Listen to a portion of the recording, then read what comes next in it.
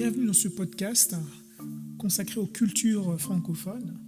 Aujourd'hui, on a le plaisir de recevoir Christophe Prémat, professeur à l'Université de Stockholm, spécialiste des études culturelles et auteur d'un ouvrage sur la francophonie, autour duquel tourne l'idée de généalogie.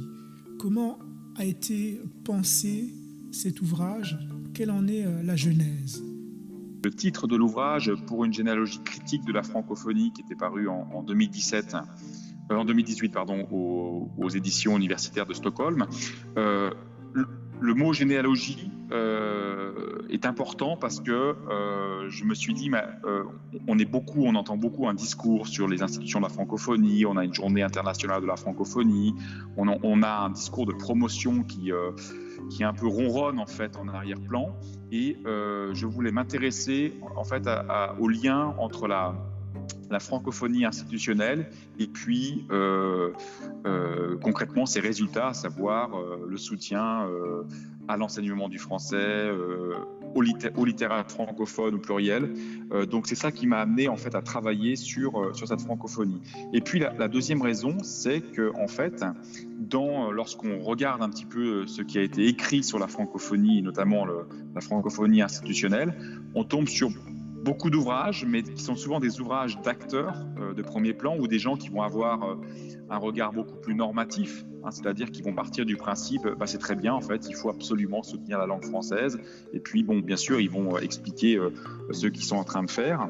Il y a peut-être quelques parutions ces dernières années, notamment le livre de Fan et de Guillou, paru en 2011 sur la francophonie et mondialisation.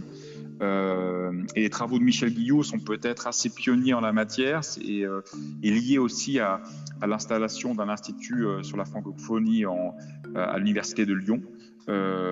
Donc il y a un travail qui est en train de commencer timidement à émerger sur la francophonie institutionnelle, mais il faut faire le tri avec énormément de références qui sont plutôt des références normatives. Donc ça, c'est ce qui m'a conduit en fait à m'intéresser à la francophonie, et pas simplement d'un point de vue géographique ou d'un point de vue laudatif, mais davantage d'un point de vue socio-historique, et de remonter en fait au discours et aux faits historiques qui expliquent l'apparition en fait d'une telle organisation multilatérale.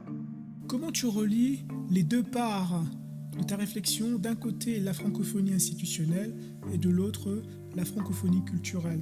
Alors ça, c'est vraiment intéressant ce que tu proposes comme réflexion. Effectivement, à la différence par exemple de Fan et de Guillou en 2011, qui eux vraiment vont faire une radiographie complète et analyser le développement des institutions, moi je voulais pas me limiter simplement à la description institutionnelle.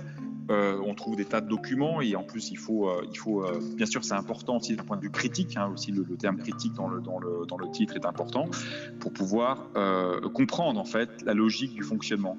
Et pour comprendre la logique du fonctionnement, il faut aborder l'aspect de l'analyse culturelle. Alors il y a même quelqu'un qui s'appelle René Loureau qui parle de l'analyse institutionnelle, qui était un courant assez fort dans les années 70. Je me suis un peu inspiré de ça pour essayer de comprendre la logique des institutions et le lien au discours en fait qui est produit sur la langue française. En fait, il y a aussi une dimension qui est réellement postcoloniale. Postcoloniale, pas simplement post-coloniale, c'est-à-dire qu'est-ce qui se passe après les indépendances des années 60, les indépendances officielles d'un certain nombre de colonies de l'Empire français, mais plutôt la dimension postcoloniale, c'est-à-dire de comprendre en fait pourquoi est-ce que la France notamment ménage un relais d'influence par cette organisation dite multilatérale. Et c'est vrai que sur le côté symbolique, quand on regarde un petit peu aujourd'hui le fonctionnement, le travail des institutions, on voit notamment le poids non négligeable du Canada, mais surtout aussi l'importance de l'Afrique. Ça correspond d'un point de vue symbolique, presque d'un point de vue lacanien, en fait, un petit peu à la réunion des anciennes colonies, les colonies, donc le le Québec et donc la Nouvelle-France, un petit peu du XVIIe siècle, XVIIIe siècle, etc. Et puis, en fait, les vagues de colonisation au XIXe siècle. Et donc, en fait, on a l'impression que dans la francophonie, on essaye de trouver une espèce de transition, mais tout en voulant garder en fait cette influence.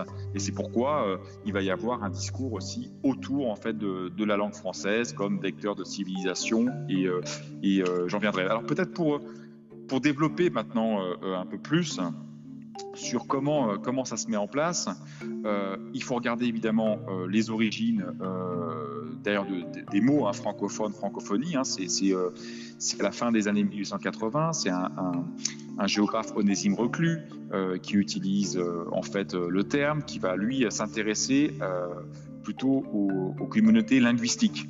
Donc c'est un cartographe, donc il fait une cartographie un peu des communautés linguistiques. On est dans l'âge, j'ai envie de dire, dans un âge d'or impérial. Il y a vraiment une concurrence, des rivalités entre différents empires. Certains sont plus anciens que d'autres, quand je parle des empires coloniaux. Et en fait, à ce moment-là, lui, il va notamment voir l'Algérie comme une colonie, presque comme une promesse de renouvellement vis-à-vis de la langue française. Là, il y a une nouvelle démographie, une vitalité démographique, il y a une jeunesse, et c'est peut-être ça l'avenir aussi de la langue française. C'est assez intéressant en fait de penser dans cette optique-là. On a une époque, on est vraiment dans je dirais l'âge d'or colonial aussi en France, sous la Troisième République. Il y a un lobby colonial, il y a un parti colonial qui, au niveau du Parlement, défend les intérêts en fait de l'empire colonial. Il y a le ministère des colonies qui va être créé. Il y a aussi l'Alliance française. Donc, il ne faut pas oublier quand même les racines proprement coloniales de ce projet-là.